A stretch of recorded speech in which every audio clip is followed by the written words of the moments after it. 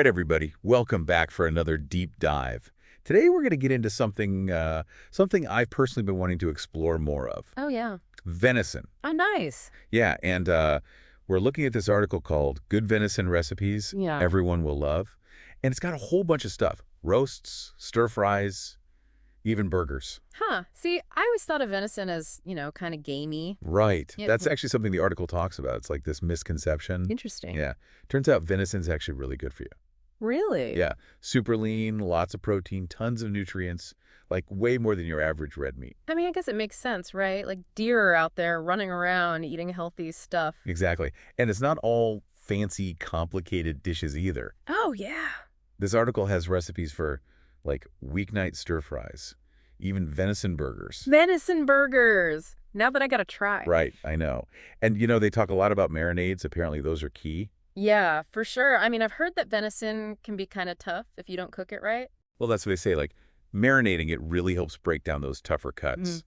They even suggest, like, a red wine marinade for venison shoulder. Huh. Okay, that makes sense. Wine's good for tenderizing. Exactly. And plus, it adds a ton of flavor, right? For sure, for sure. But they also say you don't have to go crazy with the marinade for everything.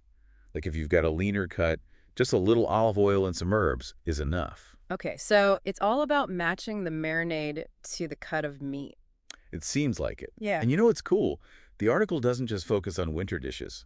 They've got ideas for cooking venison all year round. Oh, wow. So like summer grilling too. Exactly. So it's not just those hearty stews and roasts, It really gets you thinking outside the box. Yeah. Yeah, I like that. So like what?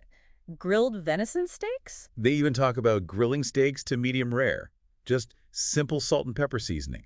Let the flavor of the meat speak for itself. That's awesome. It's kind of making me rethink venison altogether, Me too. This article's really inspiring. Like, it makes you want to experiment in the kitchen, Get creative. Definitely. Definitely. I mean, at the end of the day, that's what cooking's all about, right? Taking inspiration and making it your own. Exactly. So, I gotta ask, if you could pick one venison dish to try, something you've never had before, what would it be? Oh, man. That's tough. There's so many good options. I know, right? It's like, do you go for the classic roast or maybe something a little more adventurous? What would you add your own little twist to? Ooh, that's a good question. I have to think about that one. Uh-huh. All right, fair enough. Well, we'd love to hear what you all come up with, too. Let us know your venison adventures, maybe share some pictures of your creations. Until next time, happy cooking.